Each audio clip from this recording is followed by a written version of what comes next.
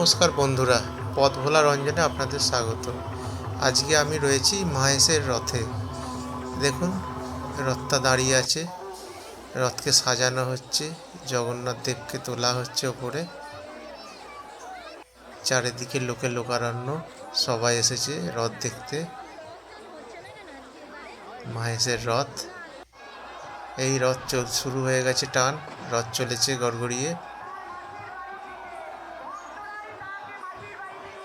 স্থানে স্থানে থেমে যাচ্ছে, লোকে লোকারণ্য, ভিড় ঠিক ঠিক করছে চারিদিকে। তিল ধারণের জায়গা নেই, তার মধ্যে দিয়ে চলেছে জগন্নাথ দেব, বলরাম এবং সুভদ্রা মাসির বাড়ির উদ্দেশ্যে।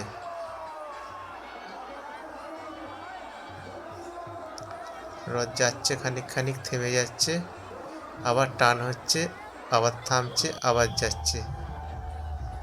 ইতিমধ্যে বৃষ্টিও শুরু হয়ে গেছে, লোকে ছাতা নিয়ে দাঁড়িয়ে আছে। দেখুন কত কাতারে কাতারে লোক জগন্নাথ দেবের রথযাত্রা দেখবে বলে দাঁড়িয়ে আছে।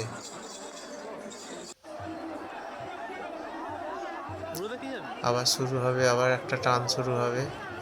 খানিকটা করে টান হচ্ছে, রথ এগিয়ে যাচ্ছে, আবার খানিকটা সময় দাঁড়িয়ে পড়ছে, আবার এগোচ্ছে, আবার দাঁড়িয়ে পড়ছে।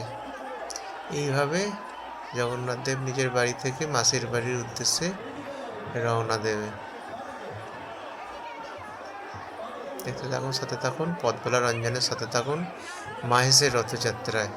আবার রথ এগিয়ে চলেছে গড়গড়িয়ে মাসির বাড়ির উদ্দেশ্যে। জয় জগন্নাথ। এই যে জগন্নাথ দেবকে দেখা যাচ্ছে, ক্যামেরা জুম করে দেখাচ্ছি।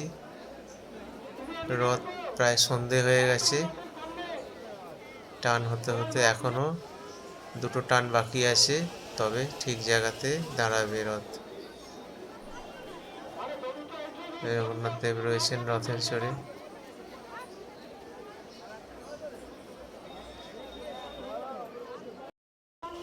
ভিড়ের মধ্যে আমি রয়েছি, রথকে নিয়ে আমি নিজেরও একটা সেলফি নিলাম।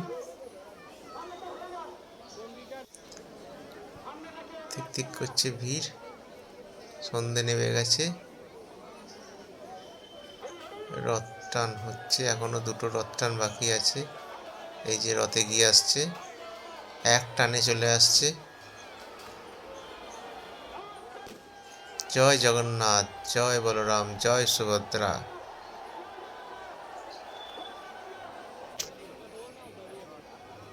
এখনো আর একটা টান বাকি আছে, তাই আমি ওয়েট করছি কখন আবার রথটা